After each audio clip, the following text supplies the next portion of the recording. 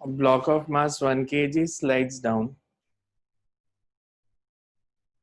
a frictionless ramp of mass 4 kg placed on frictionless horizontal surface.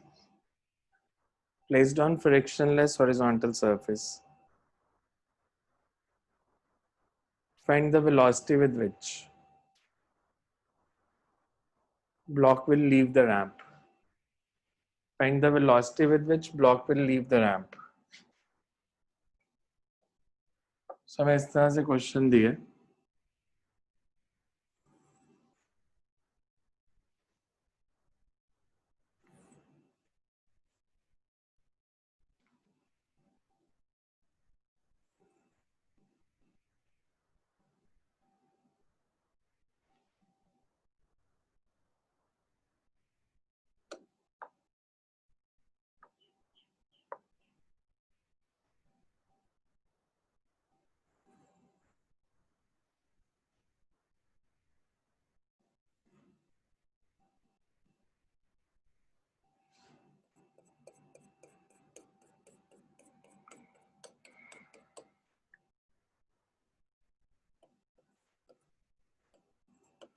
ये 4 kg की ramp है.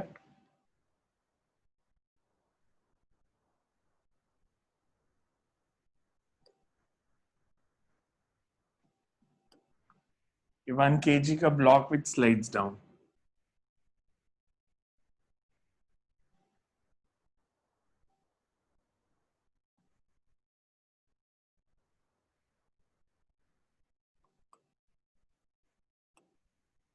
जैसे 10 metre slide करके नीचे आती है.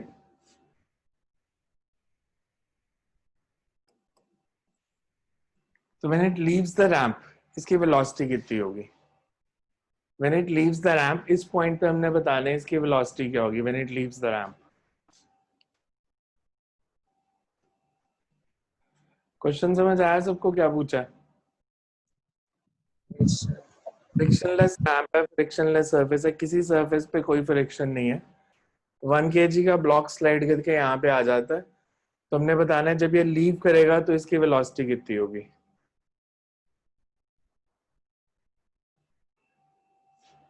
कौन सा कंसेप्ट लगाएं?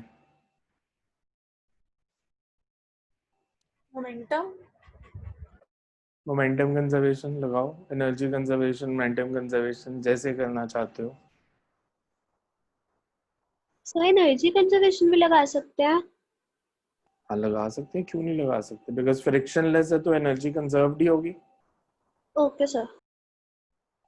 एनर्जी लॉस नहीं है ना. फ्रिक्शन हो तो देयर इज एनर्जी लॉस. तो यहाँ पे एनर्जी लॉस कोई नहीं है because friction is not there.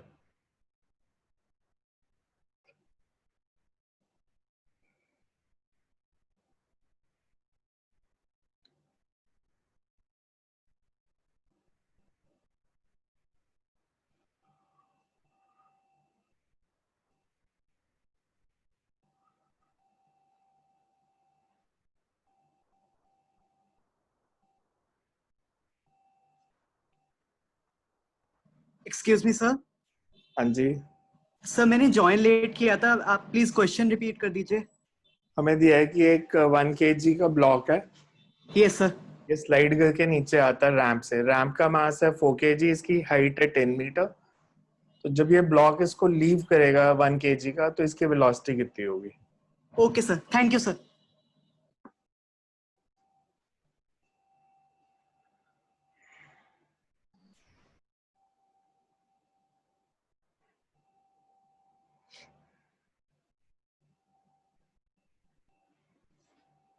Sir ये फर्स्ट क्वेश्चन है ना, मैंने अभी ज्वाइन किया है जस्ट. हाँ फर्स्ट क्वेश्चन है. 4 kg के रैंप से 1 kg का ब्लॉक स्लाइड करके नीचे आ रहा है. वेलोसिटी बतानी है when it leaves the ramp.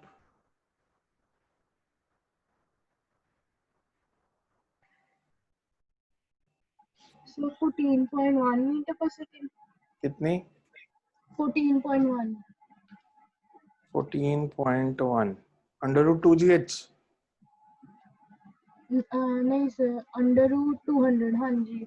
√2gh कहना नहीं, गलत है. जिसके दिमाग में भी √2GH आ रहा है वो गलत है। 2GH होता अगर रैम्प स्टेशनरी थी। 2GH निकालना बहुत आसान था। मैं लेता कि इनिशियली जब वो सबसे ऊपर है तो उसके पास सिर्फ पोटेंशियल एनर्जी है, जब वो नीचे आ गया तो वो काइनेटिक में चेंज हो गई, तो मेरे पास V की वैल्यू आ गई √2GH। पर ये तब लगता अगर रैम्प स्टेशनरी है, यहाँ पे रैम्प स्टेशनरी नहीं है, तो ये मेथड नहीं लग सकता।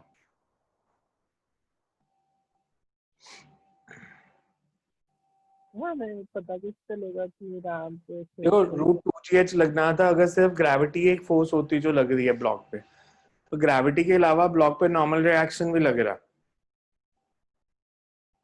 आप सोच के देखो ना, ग्रेविटी तो सिर्फ वर्टिकल लग रही थी,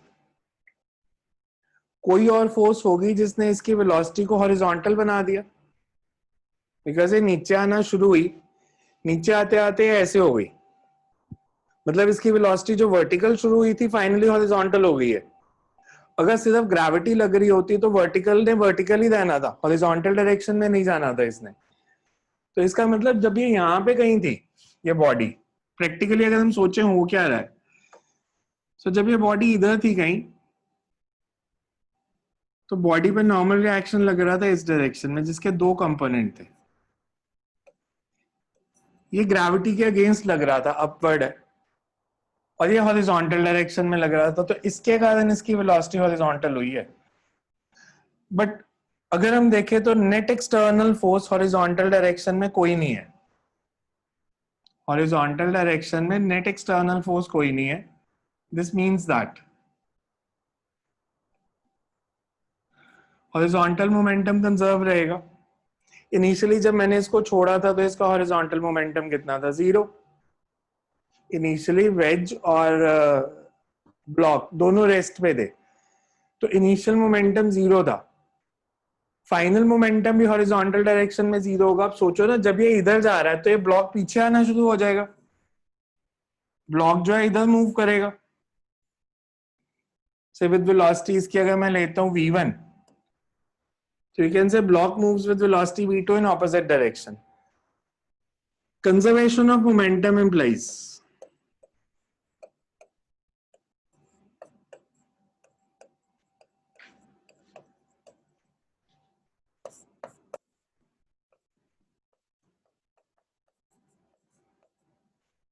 ये इक्वेशन ठीक है, ये दोनों मोमेंटम इक्वल एंड ऑपोजिट होंगे तभी नेट 0 आएगा। इसका मोमेंटम अगर मैं लिखता हूं 1v1 तो इसका मोमेंटम होगा 4v2। ये कैंसिल आउट तभी करेंगे अगर 1v1 और 4v2 इक्वल होंगे, तो मेरे पास v2 और v1 में रिलेशन आ गया।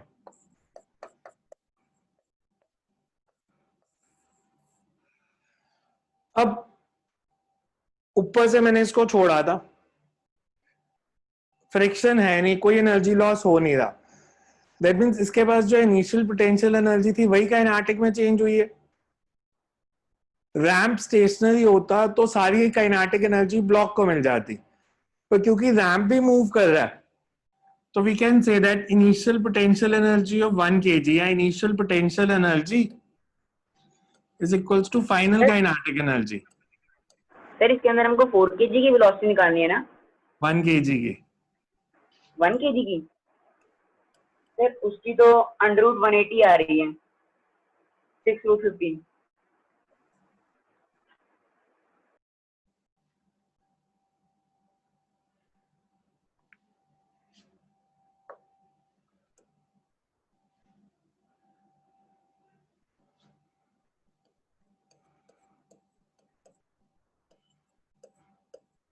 इसी को सॉल्व करना था।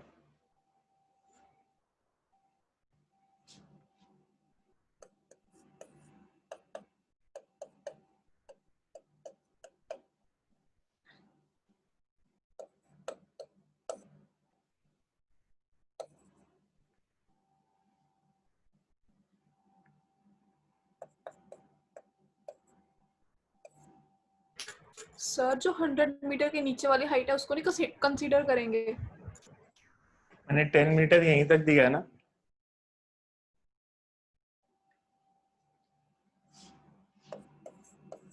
तो इसको रेफरेंस मान लो बस।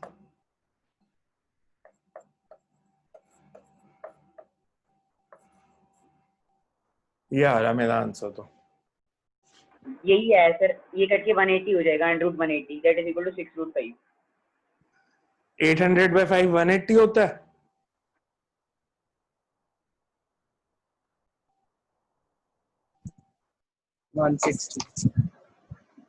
सॉरी सर, 160 बन रहा था। कितने नंबर आए थे मैथ्स में 10th में? जल्दी नहीं, हाँ जल्दी नहीं आया समझ सबको कैसे किया है?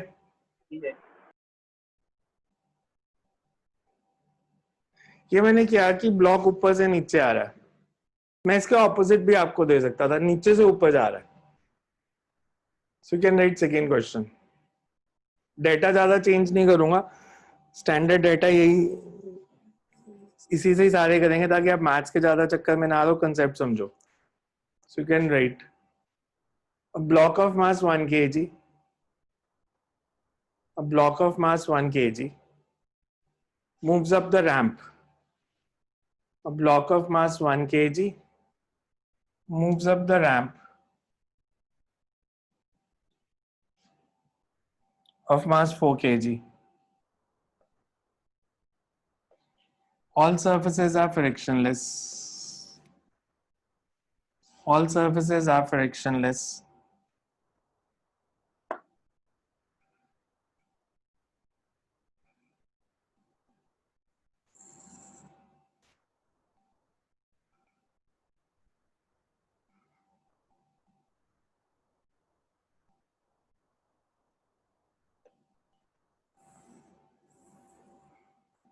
Find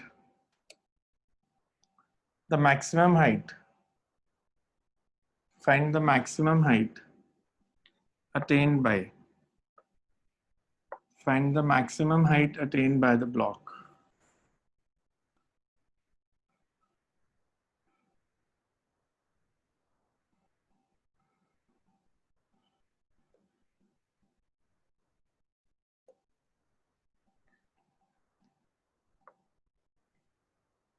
अब ऐसे भी है,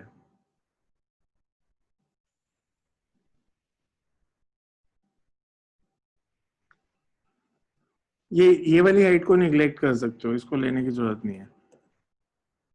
ये 4 kg का ब्लॉक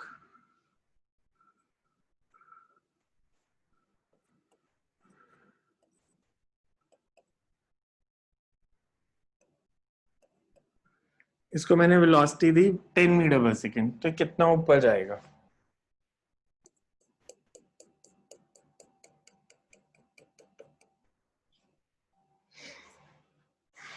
कितना ऊपर तक जा सकता है मैक्सिमम हाइट?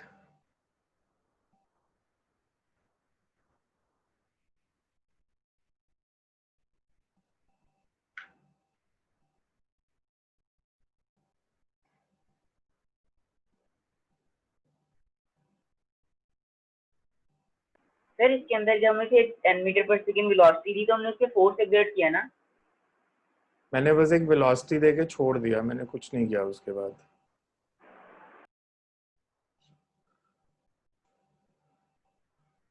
वो वेलोसिटी कैसे दी, किसने दी, उससे हमें कोई फर्क नहीं पड़ता। हमें सिर्फ ये दिया कि 10 मीटर पर सेकेंड से एक बॉडी को इसके ऊपर रख दिया तो कितने ऊपर जाके रुक जाएगी।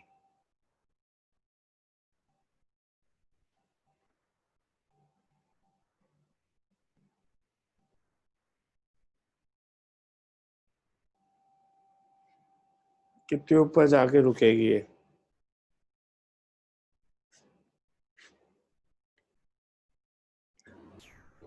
Sir, 25/4 meter. 25/4 4. मतलब 6.25। कैसे किया, कैसे किया?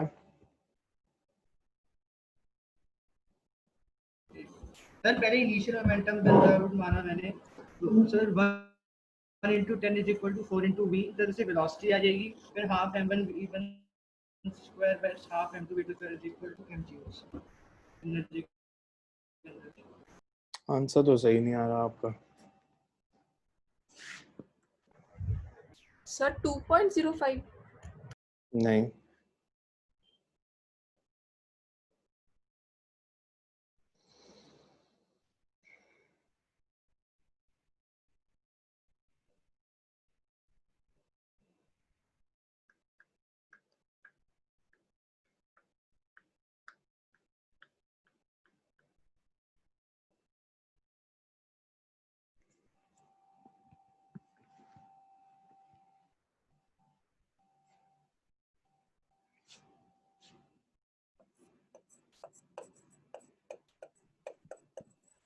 सर 6.25. तो पहले भी किसी ने निकाला।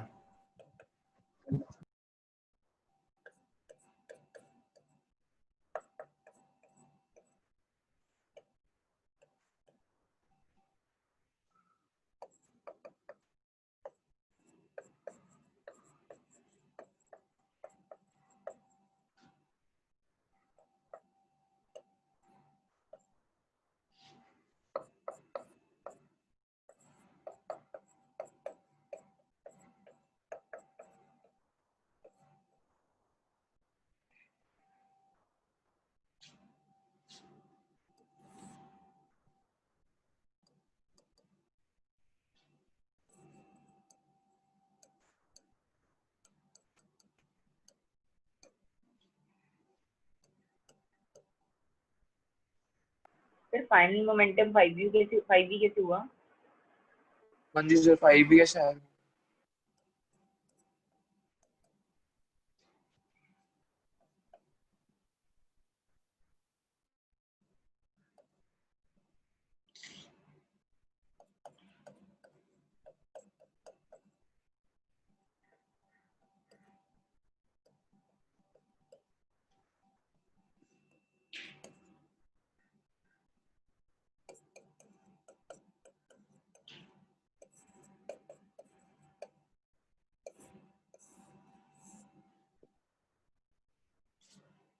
मेरा आंसर तो 4 मीटर आ रहा है। अब फाइनल मोमेंटम कैसे आया 5v? हाईएस्ट पॉइंट क्या होता है? हाईएस्ट पॉइंट क्या होता है? जहाँ वेलोसिटी 0 होती है। ये आपसे किसने बोला? मैंने तो आज तक नहीं कहा हाईएस्ट पॉइंट पे वेलोसिटी 0 होती है। 9th की फिजिक्स को जब तक छोड़ोगे नहीं आगे की सीख नहीं पाओगे। हाईएस्ट पॉइंट पे वेलोसिटी 0 होती है। प्रोजेक्टाइल में 0 थी हाईएस्ट पॉइंट पे वेलोसिटी? प्रोजेक्टाइल मोशन में हाईएस्ट पॉइंट पे वेलोसिटी 0 थी? नहीं सर। कितनी थी? तो cos थीटा। हॉरिजॉन्टल वेलोसिटी तो थी। हाँ जी सर, हॉरिजॉन्टल थी, वर्टिकल का हाँ, तो वर्टिकल 0 करनी है ना, हॉरिजॉन्टल थोड़ी 0 कर देनी है। जब ये ऊपर जाना शुरू होगा ये मूव नहीं करेगा इधर, और हाईएस्ट करेगा। पॉइंट पे दोनों इसी वेलोसिटी से मूव करेंगे। ये भी v से मूव करेगा, ये भी v से मूव करेगा। तो दो मासेस है, 4 kg का भी v से मूव कर रहा है हॉरिजॉन्टल, और 1 kg का भी v से मूव कर रहा है। तो टोटल हॉरिजॉन्टल मोमेंटम 5v हो गया ना। जी सर। हाईएस्ट पॉइंट पे वो रेस्ट पे नहीं आएगा, वो हॉरिजॉन्टली मूव करेगा उसी वेलोसिटी से जिससे प्लैंक चल रहा है। फिर ये नीचे आना शुरू हो जाएगा दोबारा से। तो इसलिए पहले मोमेंटम कंजर्वेशन करना है, बिकॉज अगर मैंने 0 कर दिया तो आपके मोमेंटम कंजर्वेशन की तो धज्जियां उड़ गई। इनिशियल हॉरिजॉन्टल मोमेंटम है, फाइनल 0 है, तो कहां गया मोमेंटम कंजर्वेशन फिर?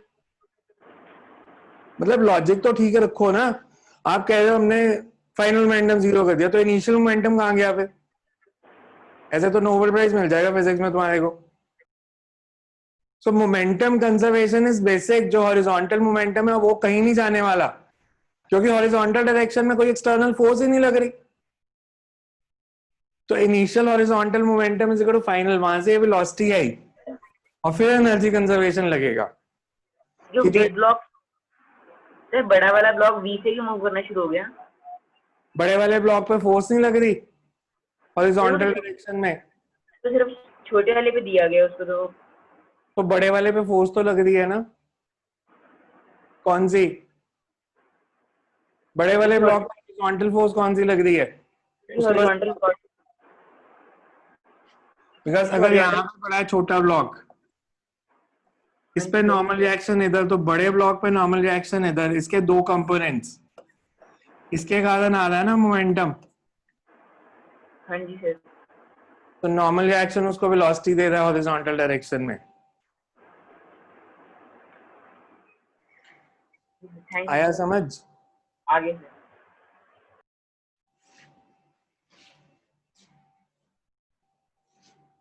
ये डायग्राम थोड़ा दिमाग में रखना, या मैं इसको नीचे लेके आऊं?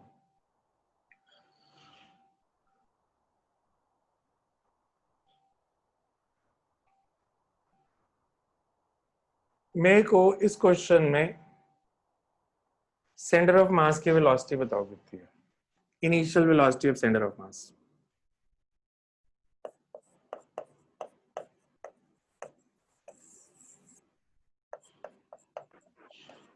टेन ओवर 11 नहीं 10 over 5 2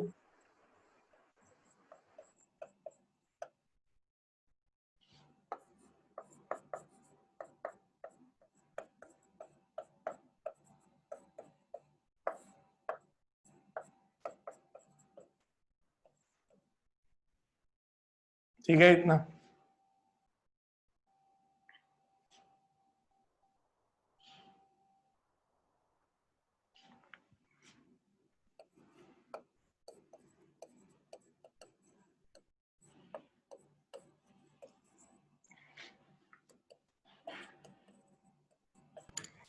sir velocity centre of मास की 4 है।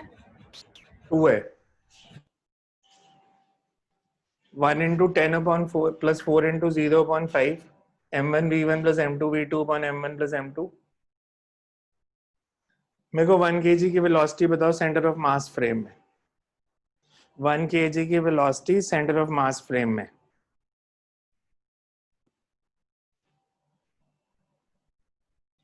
मतलब velocity of 1 kg relative to centre of mass.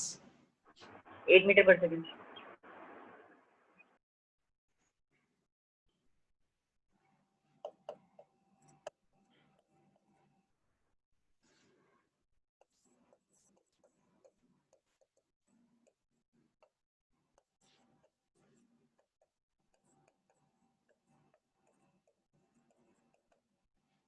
Four kg की velocity centre of mass frame में 0 कितनी? 0 हो जाएगी sir.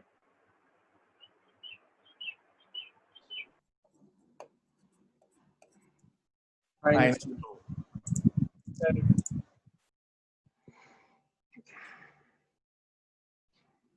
Initial kinetic energy in center of mass frame।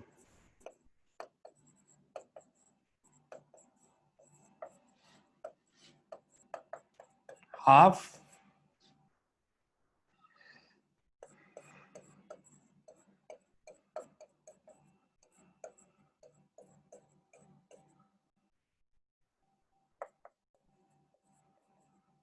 joules।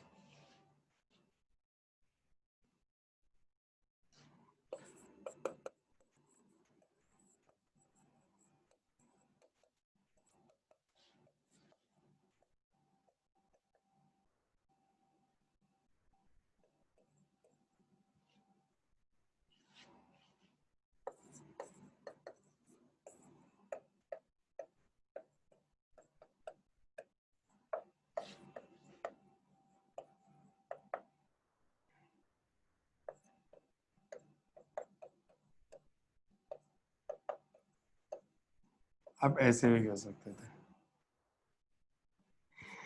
Centre of mass frame में initial kinetic energy निकाल ली। जब वो highest point पे है तो उसके बाद सेंटर ऑफ मास फ्रेम में काइनेटिक एनर्जी कितनी है?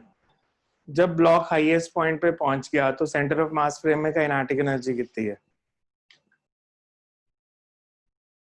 जब ब्लॉक हाईएस्ट पॉइंट पे पहुंच गया तो सेंटर ऑफ मास फ्रेम में उसकी काइनेटिक एनर्जी कितनी है? सेंटर ऑफ मास की वेलोसिटी कितनी है?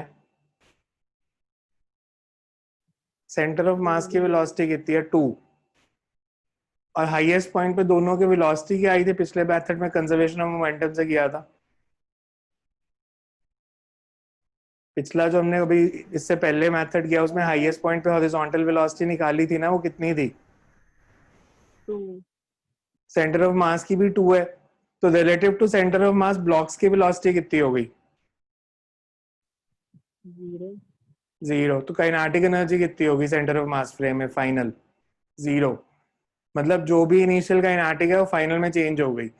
तो सेंटर ऑफ मास फ्रेम में आपको फाइनल काइनेटिक एनर्जी लेने की कभी जरूरत नहीं पड़ेगी। इसको हम बोलते हैं सेंट्रोइडल फ्रेम। मैं आपको मेथड बता रहा हूँ, जो आपको ठीक लगेगा उसको करते रहना। सो इसी क्वेश्चन को मैंने सॉल्व किया सेंटर ऑफ मास फ्रेम में। तो सेंटर ऑफ मास फ्रेम में इसकी काइनेटिक एनर्जी जो है वो फाइनल 0 हो जाएगी। तो initial kinetic is equal to final potential, और फाइनल पोटेंशियल है 1gh। तो g पता है, h की वैल्यू आ जाएगी। सर पिछले वाले मेथड के अंदर, इसके अंदर velocity of 4 kg in centre frame, centre of mass frame के अंदर -2 क्यों आई? कौन से? Velocity of 4 kg in centre of mass frame, हाँ, -2 क्यों आई? Velocity of 4 kg in centre of mass frame क्या होगी? वेलोसिटी ऑफ 4 kg हाँ जी sir. Minus velocity of centre of mass. तो ये वेलोसिटी कितनी है? 4 kg की इनिशियल वेलोसिटी कितनी है? 0। ठीक है और सेंटर ऑफ मास की 2, तो -2 ही बचा ना, 0 -2। ठीक है, आगे।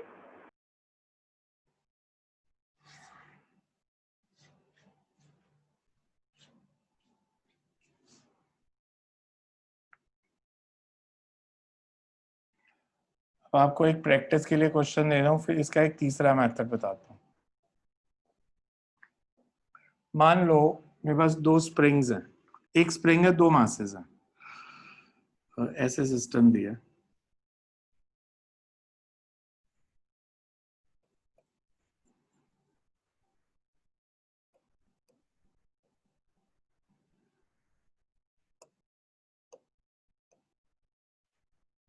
ये मूव कर रहा है v1 से, ये मूव कर रहा है v2 से।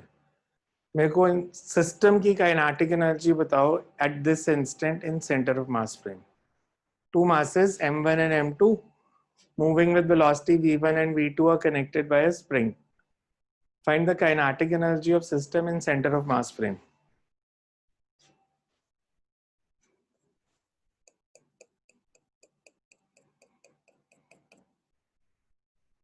Find kinetic energy of system in center of mass frame.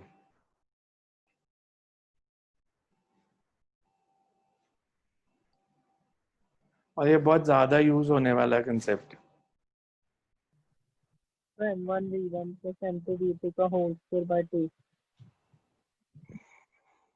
m1 v1 plus m2 v2 का होल स्क्वायर डिवाइडेड बाय 2. ये तो डायमेंशनली इनकंसिस्टेंट है। मोमेंटम का square is not kinetic energy. m1 v1 plus m2 v2 तो momentum हो गया, तो उसका स्क्वायर काइनेटिक एनर्जी नहीं होगा। नहीं तो वो velocity of centre of mass. Velocity of centre of mass तो m1 v1 plus m2 v2 upon m1 plus m2। हाँ वो जी, तो तो फिर वो कंबाइन, फिर उसकी काइनेटिक एनर्जी में फिर वो m1 plus m2 भी इंक्लूड करेंगे। ध्यान से करो। और ये फॉर्मूला आपके, जो इसमें फॉर्मूला में डेवलप करने वाला हूँ, ये आगे जितनी भी फिजिक्स है उसमें कम से कम 50 बार यूज करूंगा मैं, तो ध्यान से ड्राइव करो इसको। इसको हम बोलते हैं reduced mass method of solving the questions. जहाँ 2 बॉडीज कनेक्टेड हो तो या अटैच्ड हो किसी वे में, तो उसको कैसे सॉल्व कर सकते हो। आपके बहुत सारे बड़े बड़े न्यूमेरिकल्स को जिनके बुक में 2-2 पेज के सोल्यूशन है, एक एक लाइन में सॉल्व कर देगा ये फॉर्मूला, बट समझना पड़ेगा ध्यान से।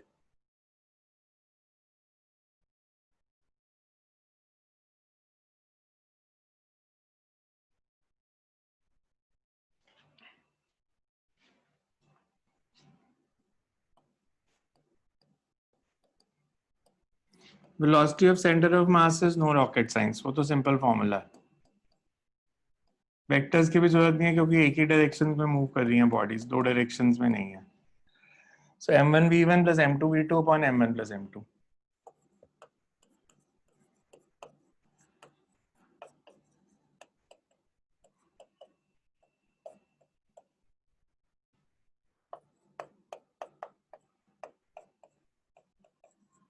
सिमिलरली ये दोनों वैल्यूज निकालो, मेरे को ये दोनों वैल्यूज चाहिए।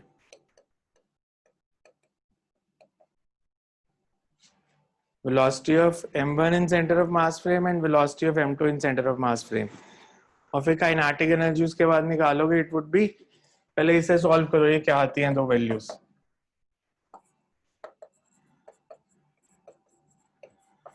बिकॉज मैं सिर्फ एक बार ही ड्राइव करता हूँ, इसके बाद ये फॉर्मूला सीधा यूज किया करूंगा.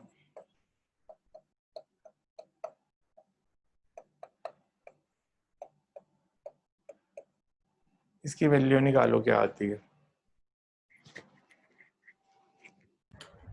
सर ये velocity of m1 in centre of mass frame, ये फॉर्मूला समझा दो. वेलोसिटी का फॉर्मूला क्या होता है? वेलोसिटी का फॉर्मूला क्या होता है? Relative velocity is always, जैसे अगर मेरे को बताना है velocity of one with respect to two, तो आपकी आवाज नहीं आ रही. relative velocity का यही फॉर्मूला होता है ना, v1 minus v2. तो वही तो किया. velocity of one with respect to two is v1 minus v2. तो यहाँ पे with respect to center of mass बताना है, तो v2 की जगह velocity of center of mass. पुरानी फिजिक्स कोई नहीं भूलेगा जो अब तक पढ़ी है. relative velocity का फॉर्मूला है relative velocity is v1 minus v2. मेरे को पूरा सॉल्व करके दिखाओ, v1 डैश कितना आया, v2 डैश कितना आया और काइनेटिक एनर्जी कितनी आई.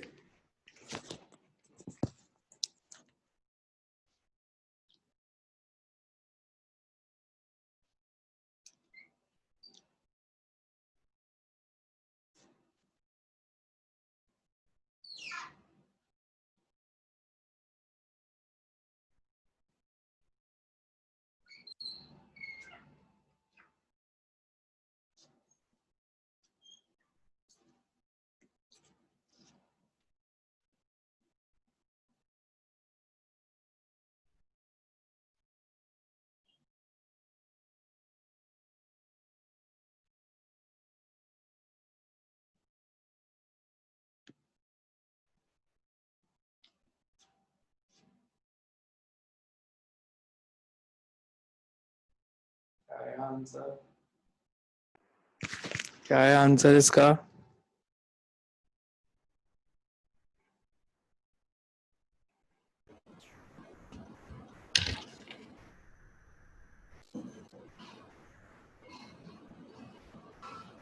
सर v1 डैश आ रही है m2 v1 डैश आया m2 v1 minus v2 over m2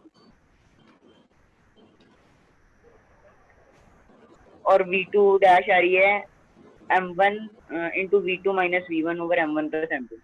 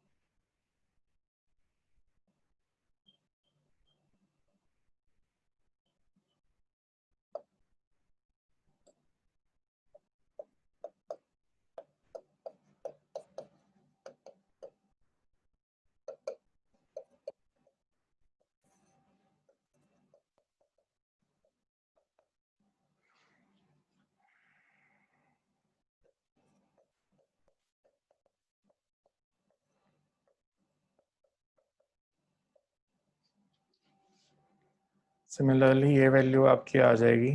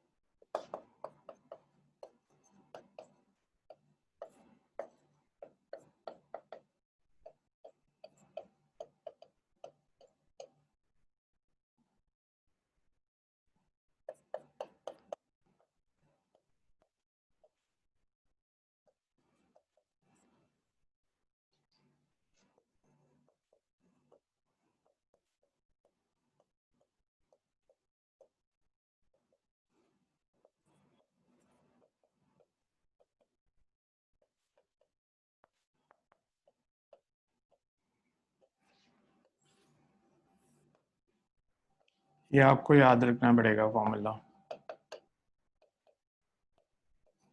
this is called reduced mass. +1 +2 कई जगह पे यूज होगा ये आगे जाके.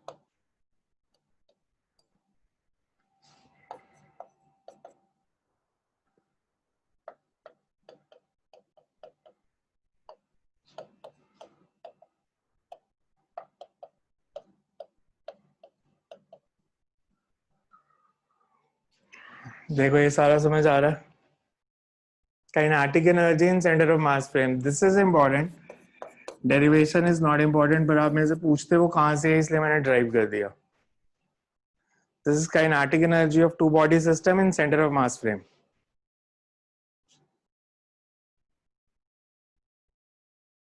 Half mu into V are square.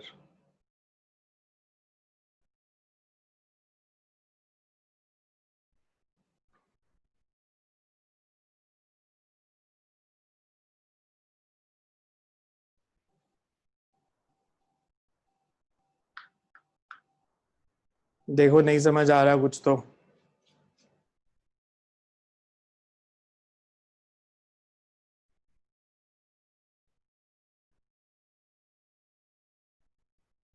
Because अगली सारी क्लास में मैं जितने भी न्यूमेरिकल्स करने वाला हूँ sub centre of mass frame में ही सॉल्व करूंगा.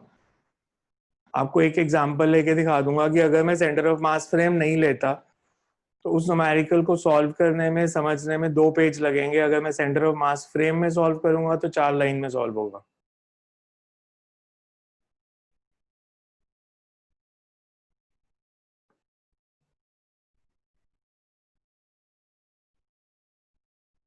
कर लिया नोट ये. अब इसका फायदा क्या है, कर लो नोट पहले. हाँ हाँ जी.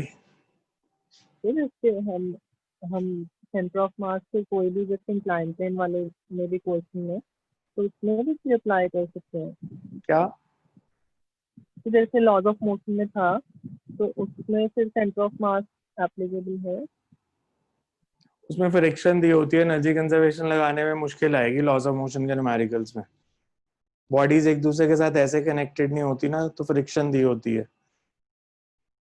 तो एनर्जी कंजर्वेशन में फिर आपको वर्क डन पे फ्रिक्शन लगाना पड़ेगा. अब जैसे रैंप है तो रैंप पे फ्रिक्शन की डायरेक्शन कंटिन्यूअसली बदल रही है. Okay sir.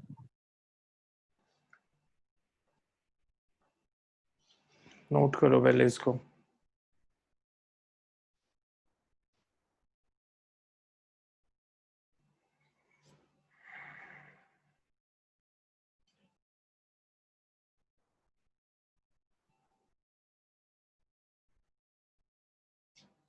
और ध्यान से नोट कर लेना जो आपको पॉइंट लग रहा है कि मैंने बताया पर लिखवाया नहीं है, हिंदी में, इंग्लिश में, किसी भी लैंग्वेज में, but right it down. Because ऐसे क्वेश्चन और ये मेथड आपको किसी बुक में नहीं मिलने वाले. तो आप मेरे से अगर बाद में पूछोगे बुक बता दूं तो ये किसी बुक में नहीं दिया होगा और नॉर्मली कभी मिलेगा भी नहीं. बिकॉज टीचर्स ने जो मेथड खुद बताया बनाए होते हैं वो बुक्स में नहीं डालते कभी भी.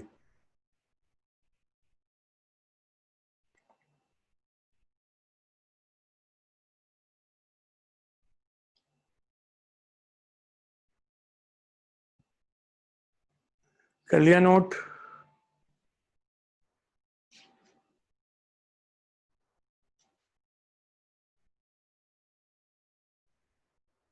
हटा दूं इसको? Excuse me sir. हाँ जी. सर ये जो वी आर की वैल्यू है ये दोनों ऑब्जेक्ट्स की रिलेटिव वेलोसिटी हमें प्लस करनी है और फिर वो फाइनल वी आर की वैल्यू आएगी या उनकी एवरेज लेनी है? कौन सी वैल्यू? We are? हाँ जी.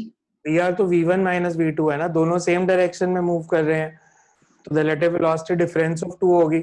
ऑपोजिट डायरेक्शन में मूव कर रहे होते तो सम ऑफ 2 होती. ओके ठीक है.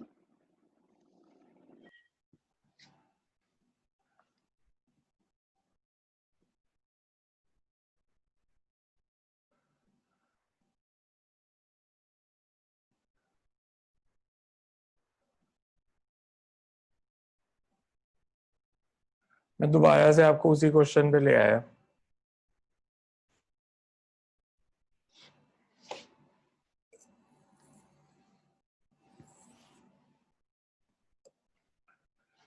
मेरे को इसमें इनिशियल बताओ, relative velocity in centre of mass, initial kinetic energy in centre of mass frame कितनी है? Half m1 m2, m1 m2 means reduced मास का यही फॉर्मूला था। रिलेटिव वेलोसिटी इस केस में कितनी है? यही इनिशियल काइनेटिक एनर्जी है, half mu into V are square. ठीक है, ये स्टेप।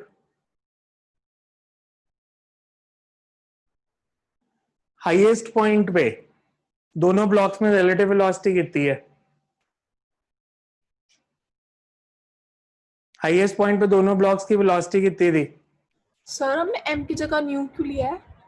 अभी पीछे पूरा तो ड्राइव किया कि kinetic energy centre of mass frame में half mu v are square होती है। Okay sir sorry. मेरे को बताओ हाईएस्ट पॉइंट पे रिलेटिव वेलोसिटी कितनी है 1 kg और 4 kg में? उड़ गए तो होते हैं, बस टू इतनी आती है। Zero relative relative velocity zero, क्योंकि दोनों की 2 है।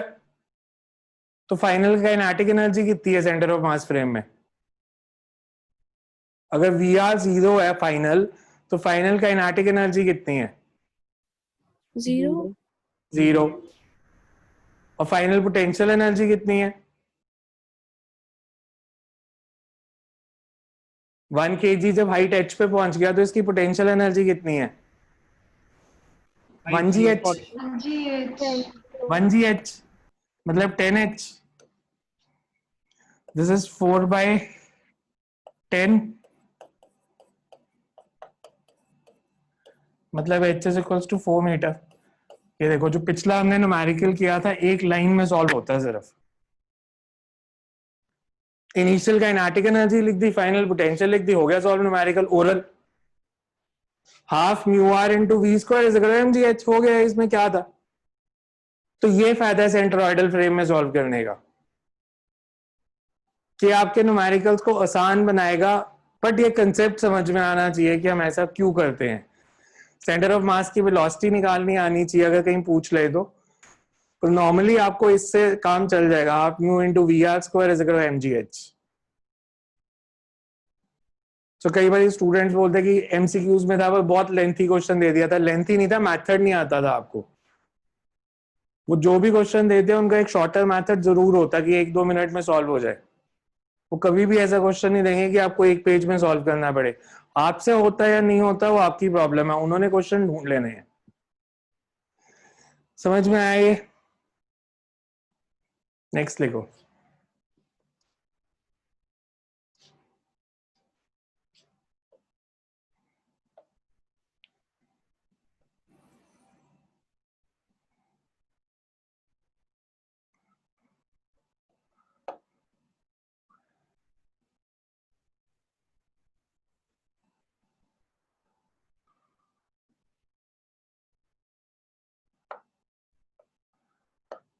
A 1 kg block slides down.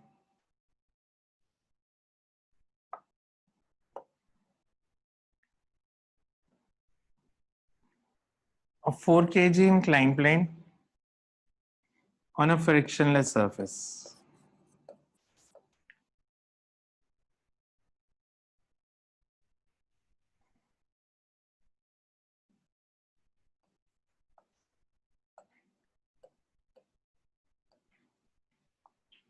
Find its velocity. Find its velocity as it reaches the bottom of inclined plane. Find its velocity as it reaches the bottom of inclined plane. हमने पहले ramp वाला question किया था, अब same वैसे ही question मैंने दे दिया। ये वेज है, ये स्लाइड करके यहाँ तक आता है। पहले हम इस तरह के क्वेश्चन करते थे जिसमें डिस्प्लेसमेंट निकालते थे कि 4 kg कितना डिस्प्लेस करेगा। अब मैं पूछ रहा हूँ ये स्लाइड करके नीचे आया, तो जब ये इधर पहुंच जाएगा तो इसकी वेलोसिटी कितनी होगी? हाइट ले लो, कुछ से 10 मीटर ले लेते हैं।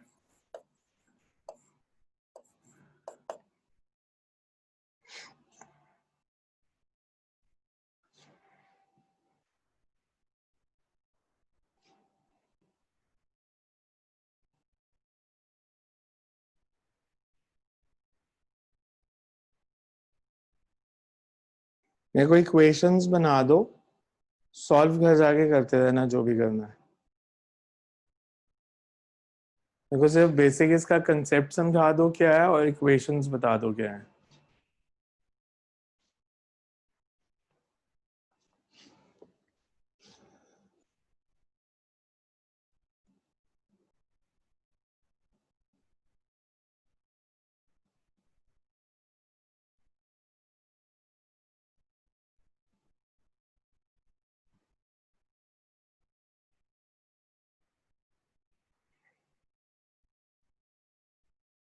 कैसे करेंगे?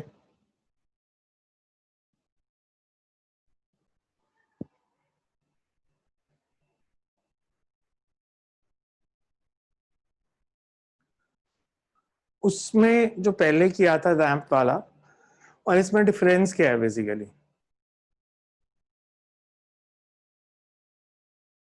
जो हमने पहले रैंप वाला क्वेश्चन किया था जिसमें बॉडी ऐसे आई एंगल थी, गिवन है, उसमें नहीं था।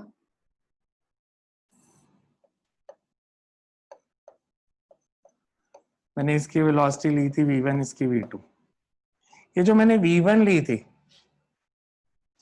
ये वेलोसिटी रिलेटिव टू वेज ली थी या रिलेटिव टू ग्राउंड ली थी?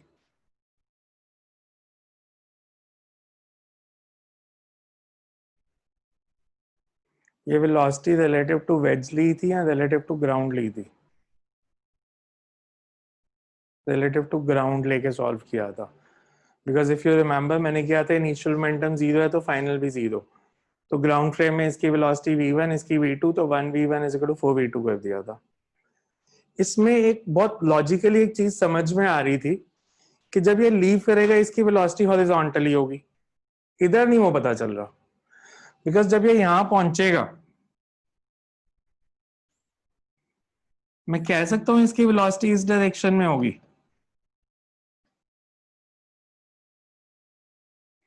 मैं कह सकता हूं इसकी वेलोसिटी इसी डायरेक्शन में होगी, हॉरिजॉन्टल के साथ 37 डिग्री पे, या नहीं कह सकता? मैं अगर वेज से देखूं तो इसकी वेलोसिटी ऐसे है, पर वेज खुद भी मूव कर रहा है। मतलब ये जो ब्लॉक वेज के ऊपर बढ़ा है इसके पास दो वेलोसिटीज हैं, रिलेटिव टू वेज ये नीचे जा रहा है और वेज पीछे जा रहा है, तो इसकी जो रिजल्टेंट वेलोसिटी है वो कितनी हो जाएगी?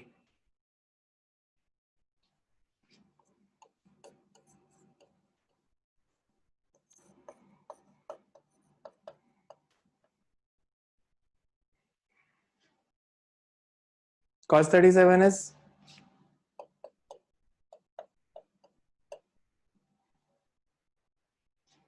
4/5 v1।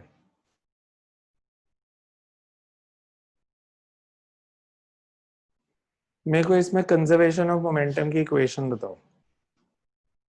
इनिशियल हॉरिजॉन्टल मोमेंटम कितना है? इनिशियल हॉरिजॉन्टल मोमेंटम कितना है जब ऊपर अभी छोड़ा ही था? 0। दोनों रेस्ट पे थे। जब ये नीचे आ गया तो मोमेंटम कंजर्वेशन, फाइनल मोमेंटम भी 0 ही होना चाहिए। वेज का और ब्लॉक का horizontal momentum equal and opposite होगा तो नेट मोमेंटम 0 आएगा।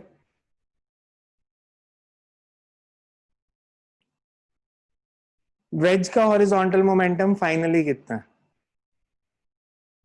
वेज का हॉरिजॉन्टल मोमेंटम फाइनल कितना है? 4v2। वहां से 4 kg इधर जा रहा है तो 4v2। इसका फाइनल हॉरिजॉन्टल मोमेंटम कितना है? 1 kg का।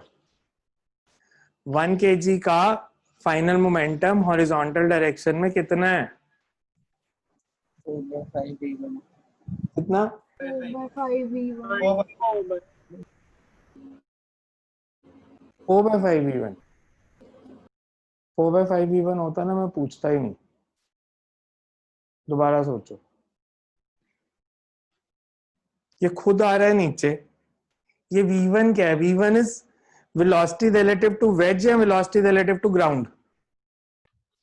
Relative to ground. Relative to wedge है यार, ग्राउंड के रिलेटिव तो आप निकाल ही नहीं सकते। बिना V2 निकाले आप उसकी V1 ही निकाल सकते, प्राण निकल जाएंगे, न्यूमेरिकल नहीं सॉल्व होने वाला आपसे। आप मेरे को कैसे बता सकते हो इसकी वेलोसिटी इस डायरेक्शन में? वेज खुद भी तो मूव कर रहा है, इसके पास दो वेलोसिटीज है, V1 और V2। V1 relative to veg और V2 वेज की वेलोसिटी, तो रिजल्टेंट वेलोसिटी इन दोनों का वेक्टर सम है। आप ट्रक में जा रहे हो, ट्रक में आप चल रहे हो विद वेलोसिटी V1 और ट्रक चल रहा है V2, तो आपकी वेलोसिटी ग्राउंड के रिलेटिव क्या होगी? V1 plus V2। Vector sum या वेक्टर सब्ट्रैक्शन? वेक्टर सम या वेक्टर सब्ट्रैक्शन? रिलेटिव है सब्ट्रैक्शन। तो V1 माइनस V2। ये जो V1 मैंने लिखी है, this is velocity relative to wedge, this is not velocity relative to ground.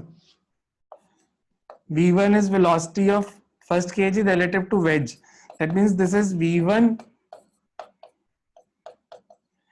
तो V1 एक्चुअल में है कितनी उसकी वेलोसिटी ग्राउंड फ्रेम में?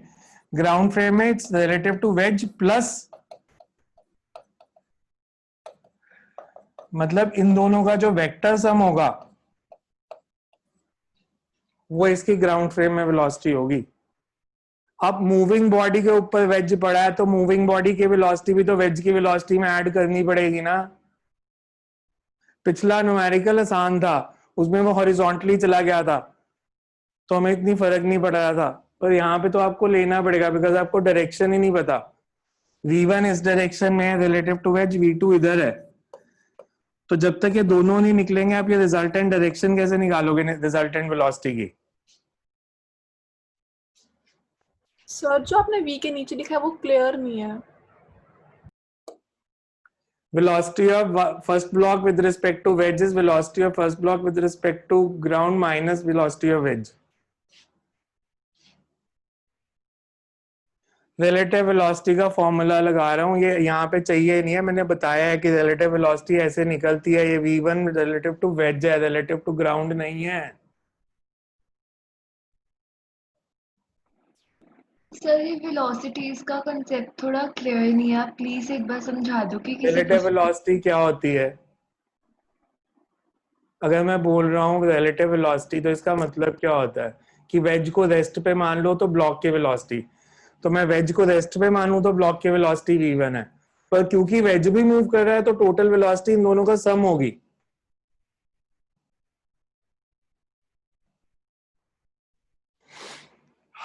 आपको क्या लगता है एंट्रेंस एग्जाम में बच्चों के नंबर क्यों नहीं आते? मेहनत तो वो भी करते हैं, पर आपको थोड़ी एक्स्ट्रा ऑर्डिनरी मेहनत चाहिए होगी फिजिक्स में, बैंड बजा देती है फिजिक्स बड़ों बड़ों का पेपर में। 10th तक का लेवल तो बिल्कुल ना समझना,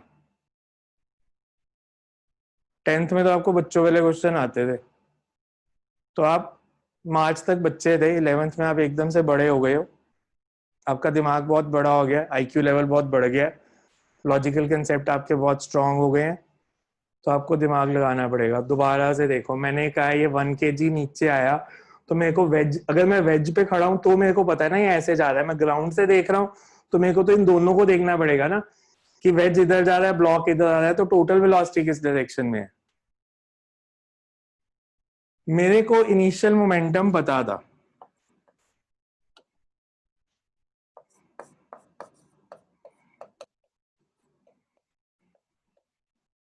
आपके कुछ फ्रेंड्स होंगे जो बोलते होंगे फिजिक्स इतनी भी मुश्किल है, उनको देना क्या ना करके दिखा। मेरे पास भी ऑप्शन है, मैं आपको प्रदीप के न्यूमेरिकल करा दूंगा ना, प्रदीप और एनसीईआरटी के, आप सारे बड़े खुश जाओगे कि फिजिक्स तो बड़ी आसान है। सिर्फ जब एंट्रेंस एग्जाम देने जाओगे वहां बैठ के मेरे को गालियां निकालोगे कि कुछ कराया ही नहीं। मेरे को आपकी खुशी की बिल्कुल भी चिंता नहीं है कि आप यहाँ से खुश जाने चाहिए, बट यहाँ से सोचते हुए वापस जाने चाहिए। आपकी क्लास खत्म हो गया तो आप सोचो कि हम क्या नहीं कर पा रहे थे और क्यों नहीं कर पा रहे थे, हमारे कौन से पीछे के कंसेप्ट वीक हैं जो हमें आगे का नहीं समझ में आ रहा। तो पीछे वाले कंसेप्ट पे जो वीक है उनको पढ़ो, इसके लिए रिलेटिव वेलोसिटी तो खास करके पढ़ो। फाइनल मोमेंटम बताओ मेरे को। अब इसका तो हो गया, होना तो चाहिए 0, और 0 तब होगा जब 4v2 किसके इक्वल होगा?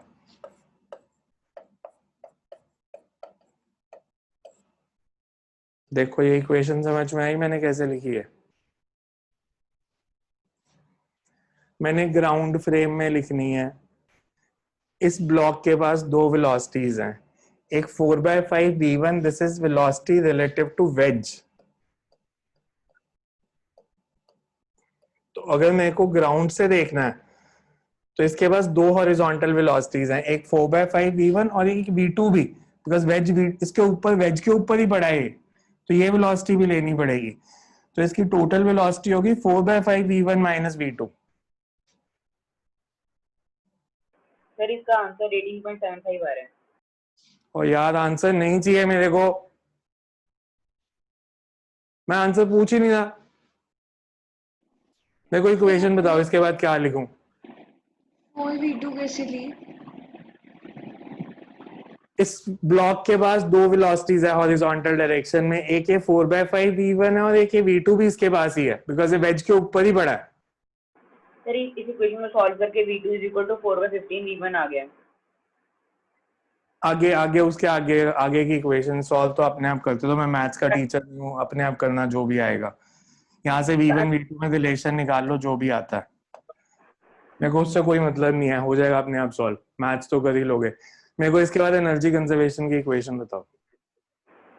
Half into 4 into v2 square initial plus energy बताओ। इनिशियल एनर्जी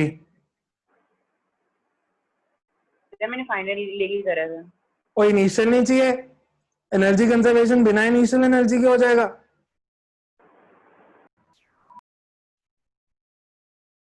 ऑफलाइन क्लास होती ना, पिट जाना था 2-3 ने। इनिशियल एनर्जी बताओ पहले। इनिशियल एनर्जी को फाइनल के साथ इक्वेट करो, कहते हो मैंने इनिशियल नहीं फाइनली ली है सिर्फ। ऐसे कैसे न्यूमेरिकल सॉल्व हो जाएगा फाइनल लेके सिर्फ? आपने एनर्जीज को इक्वेट करना है, बिना इनिशियल एनर्जी लिए मैं सिर्फ फाइनल ले रहा हूँ। नहीं सर वो लिया था। तो फिर मैं वही तो पूछ रहा हूँ, पहले मेरे को इनिशियल बताओ। mg 100 आएगी फिर पहले। अब फाइनल बताओ। Half into 4 into v2 square plus half into 1 into 4/5 v1 minus 4/15 v1 whole square। इसका होल स्क्वायर आएगा ना? मैं आपसे कह रहा हूं मेरे को आंसर से मतलब नहीं है, पहले ये तो ठीक लिखो। ओ भैया फाइनल वेलोसिटी वेक्टर सम है, तो पैरेललोग्राम लॉ वेक्टर एडिशन किसने लगाना है? ब्लॉक के पास दो वेलोसिटीज हैं, एक उसकी रिलेटिव टू वेज और एक वेज मूव कर रहा है, तो टोटल वेलोसिटी है velocity relative to wedge plus velocity of wedge. और पैरेललोग्राम लॉ होता है a प्लस बी करोगे तो a² plus b² plus 2ab cos theta. अब v1 इधर है v2 इधर है, तो इनके बीच में यही एंगल बन रहा है ना 180 माइनस 37।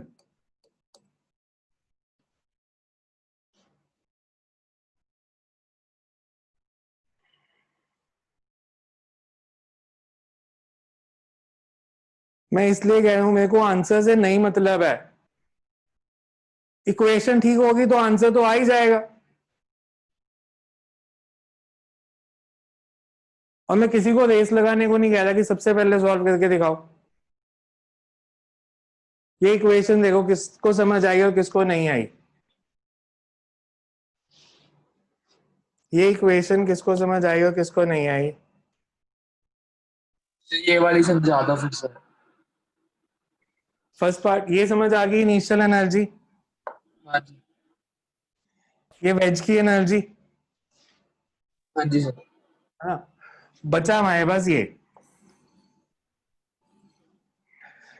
मैं कह रहा हूं जो ब्लॉक है उसके पास दो एनर्जीज हैं, उसकी energy relative to wedge This is velocity relative to velocity of block relative to ground minus velocity of wedge. तो अगर मैं उसकी ग्राउंड फ्रेम में वेलोसिटी लिखता हूं, that is velocity relative to wedge plus velocity of wedge. ये मैंने लिया है क्वेश्चन में v1, ये लिया है v2. तो इसकी ग्राउंड फ्रेम में जो वेलोसिटी है वो ये हो गई, और इसका मैग्नीट्यूड क्या होगा?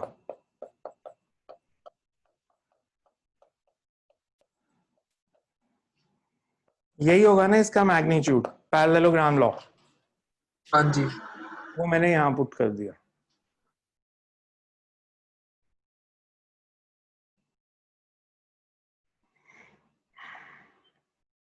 +1 +2 का सबसे टफ चैप्टर गिना जाता है ये रोटेशनल मोशन. अभी टाइम लगा सकते हो +1 में, +2 में बिल्कुल भी टाइम नहीं मिलेगा. बहुत सारे बच्चे मेरे पास +2 में आते हैं जो +1 में मेरे पास नहीं पढ़े होते. तो उनका एक होता है कि रोटेशन करें, तो मैं कहता हूँ रोटेशन छोड़ दो, अब रोटेशन के लिए टाइम नहीं है. बिकॉज इस चैप्टर में अगर आपको परफेक्शन चाहिए, 1 महीना कंसिस्टेंटली कम से कम 3 घंटे फिजिक्स रोज पढ़नी पड़ेगी, 3 से 4, तो रोटेशनल मोशन एंट्रेंस के लेवल पे पहुंचेगा. सर हमने वहां पे डायरेक्टली cos 37 क्यों नहीं लिया? v1 और v2 में एंगल देखो कितना है. v1 इस डायरेक्शन में है, ये v1 है, ये v2 है. ये 37 डिग्री का एंगल बन रहा है इन दोनों में. ये एंगल बन रहा है ना, यस सर. तो 180 - 37.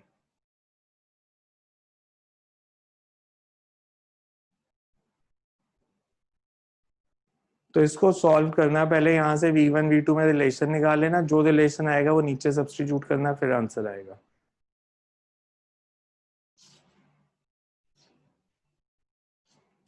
नेक्स्ट लिखो. आसान दो है, खुश हो जाओ थोड़ा सा.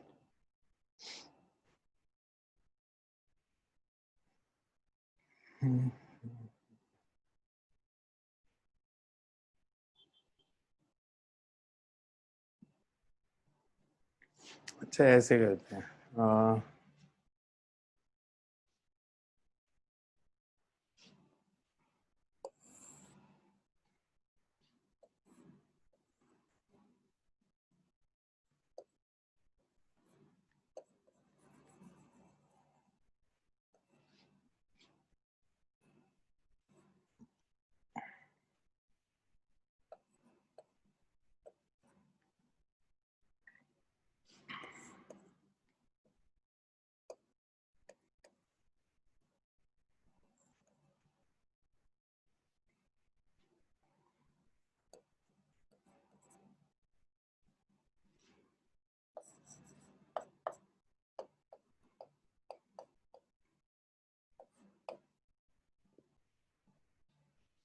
हमें ऐसे एक सिस्टम दिया है.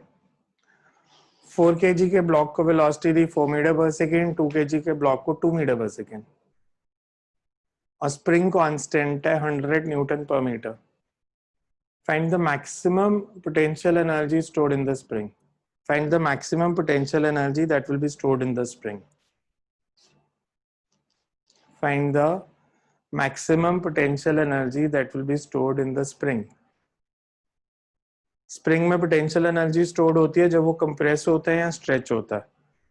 तो मैक्सिमम पोटेंशियल एनर्जी तब स्टोर होगी जब ये मैक्सिमम कंप्रेशन पे होगा.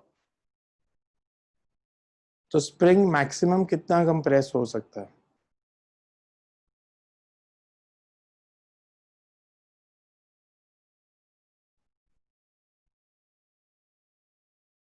अच्छा इनिशियली बताओ, ये जो सिस्टम दिया है इसमें इनिशियली स्प्रिंग कंप्रेस होगा या नहीं होगा? होगा. पीछे वाले ब्लॉक की वेलोसिटी ज्यादा, आगे वाले ब्लॉक की वेलोसिटी कम है. जब स्प्रिंग कंप्रेस होगा तो इसकी वेलोसिटी बढ़ेगी या कम होगी? बढ़ेगी. बढ़ेगी. क्यों? बढ़ेगी. क्यों बढ़ेगी? नहीं बढ़ेगी. नहीं बढ़ेगी, पर क्यों बढ़ेगी?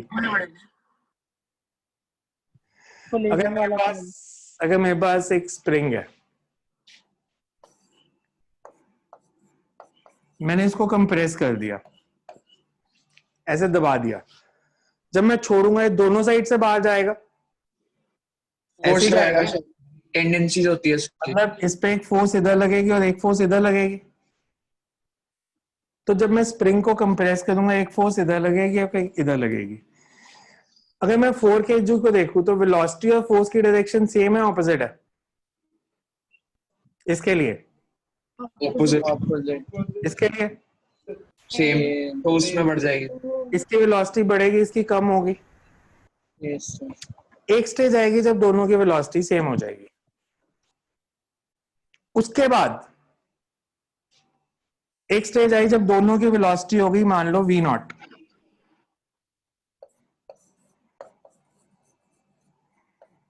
स्प्रिंग कंप्रेस्ड है,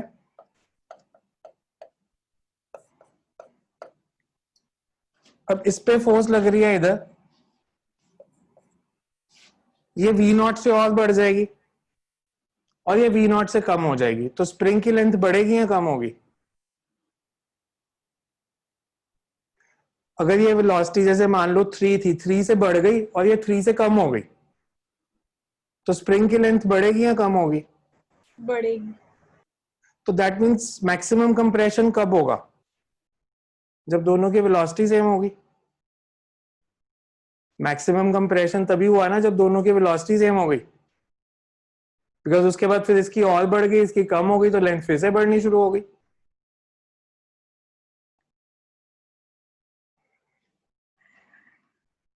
अब इनिशियली स्प्रिंग कंप्रेस्ड नहीं था जब मैंने वेलोसिटी दी थी, फाइनली ये कंप्रेस्ड है, तो मैं पूछ रहा हूं मैक्सिमम कंप्रेशन है कितना? x0। दिमाग लगाना अलाउड है।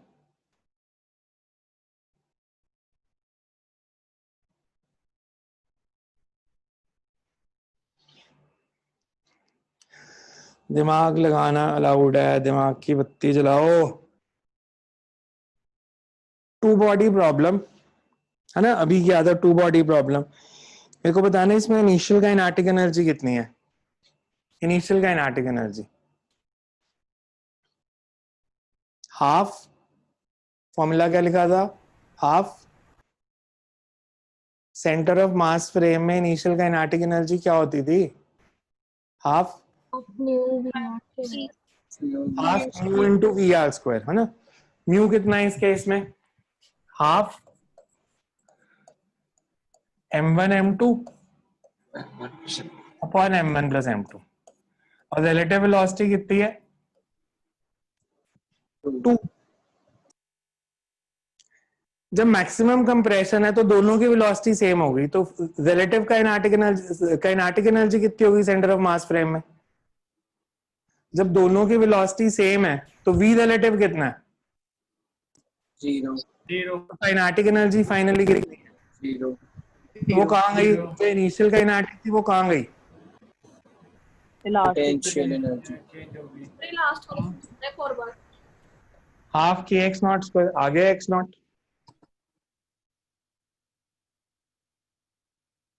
बिकॉज इनिशियली उसके पास काइनेटिक एनर्जी है। मैक्सिमम कंप्रेशन है जब दोनों की वेलोसिटी सेम हो जाएगी। जब दोनों की वेलोसिटी सेम हो जाएगी तो सेंटर ऑफ मास फ्रेम में काइनेटिक एनर्जी 0 हो जाएगी।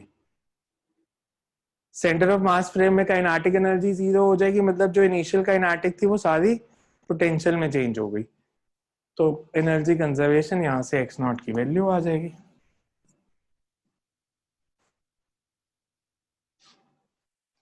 इसलिए ये फॉर्मूला इंपॉर्टेंट है, मैं इसको अगली क्लास में भी यूज करने वाला हूं। हाफ म्यू वी स्क्वायर या mu R into V square, where mu is relative, sorry, reduced mass.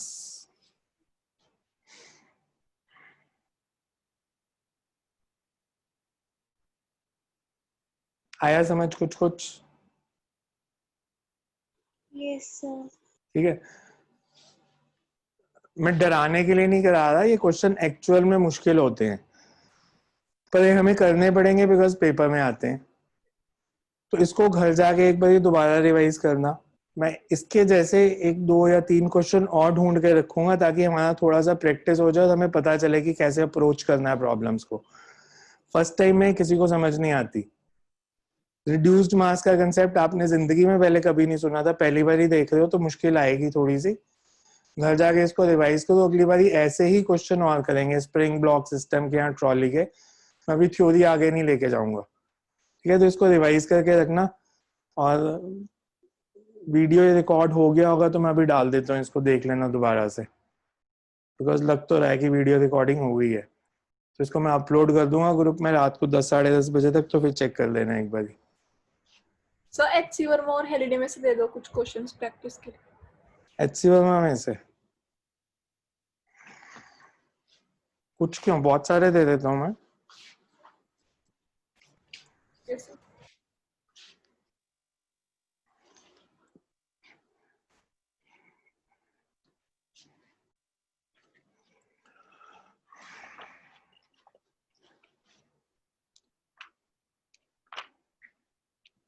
Sir university physics में से भी बता दो, एररलेस वाला।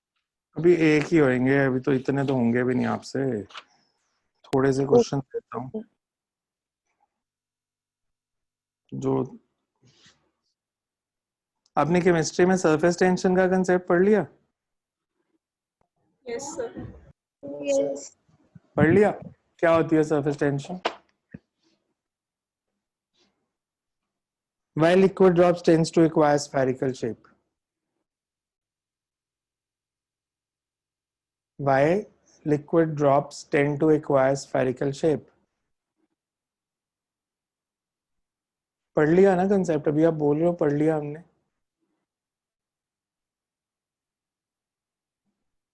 स्फेरिकल शेप क्या होती है लिक्विड ड्रॉप्स की?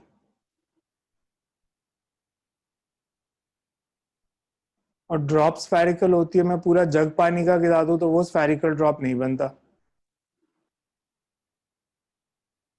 ऐसा क्यों? तो क्योंकि उन्होंने मिनिमम एरिया ऑक्यूपाई करना होता है, जिससे सरफेस टेंशन कम हो जाती है। सरफेस टेंशन कम हो जाती है? अच्छा, मतलब ये तो मेरे को पता ही नहीं था। मेरे को आज तक यही पता था कि सरफेस टेंशन फिजिकल प्रॉपर्टीज पे डिपेंड करता है। वाटर की अगर फिजिकल कंडीशन सेम है तो सरफेस टेंशन सेम ही होती है। मेरे को ये पता ही नहीं था कि वो चेंज हो जाती है एरिया के साथ। थोड़ा ठीक से कंसेप्ट लगा। प्रोपोर्शनल टू एरिया होता है। क्या? इनवर्सली प्रोपोर्शनल टू एरिया होता है सरफेस टेंशन। अच्छा, सरफेस टेंशन मैं अभी कह रहा हूँ, मेरे को पता ही नहीं था वो एरिया पे डिपेंड करती है। तो आप फिर मेरे को कह रहे हो surface tension inversely proportional to area होती है। ये कहाँ का लॉजिक है भाई? मैंने तो आज तक नहीं पढ़ा कि surface tension inversely proportional to area होती है। ग्रेविटी का कोई रोल हो सकता है? हाँ बिल्कुल हो सकता है, बड़े जग के लिए होगा ना। पहले तो मेरे को ये बताओ स्फेरिकल ड्रॉप बनती ही क्यों है?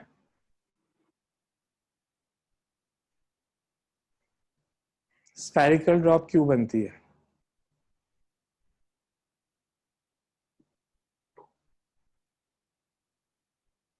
अच्छा, टेम्परेचर बढ़ाने से सरफेस टेंशन बढ़ती है कम होती है?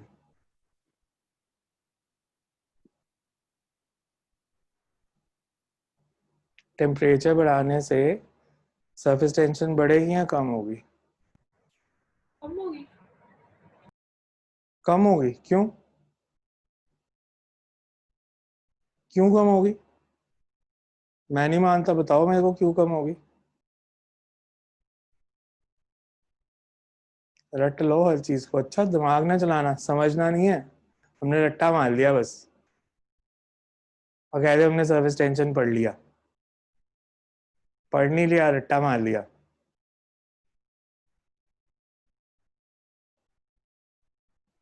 एक ना एक्सपेरिमेंट करके देखना, अगर आपके घर में या घर के आसपास कोई जगह है जहाँ पे वैस्प आती हैं, वो पीली वाली मक्खी जो होती है, पानी की तरफ बहुत अट्रैक्ट होती हैं। वो गर्मियों में खास करके वो पानी का अगर कंटेनर रखो तो उस पर आके बैठ जाती हैं। अब उसको सैचुरेटेड शुगर सोल्यूशन बना देना, मतलब पानी रखने की जगह सैचुरेटेड शुगर सोल्यूशन रखना। आप देखोगे शाम को उसमें बहुत सारी मक्खियां मर गई। ऐसा क्यों? सो सरफेस टेंशन कम हो जाती है। तो उससे क्या होगा? सरफेस टेंशन कम होने से क्या होगा? आपने पढ़ा होगा ना केमिस्ट्री में शायद example, needle dipped in oil can float on water, पढ़ा है?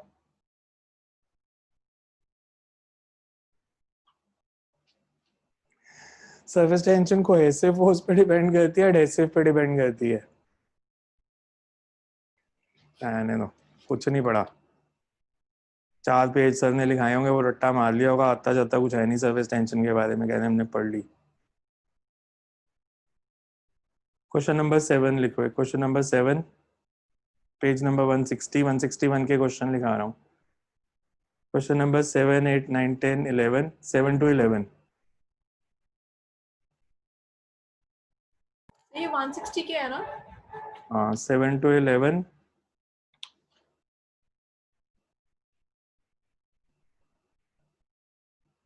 19 to 30, 7 to 11, 19 to 30। ये नेक्स्ट जो एचसी वर्मा के बताए ना आपने, एचसी वर्मा के, हाँ। सो पेज नंबर कौन सा है? 161।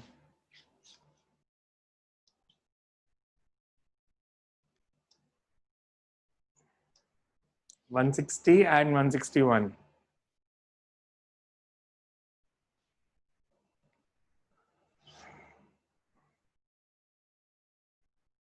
तो इसलिए ये क्वेश्चन करके देखना, एक दिन में नहीं होंगे, मे बी 2 दिन ले लो। वैसे कल की क्लास है भी नहीं, परसों ही आना आपने, तो 2 दिन में तो हो जाएंगे।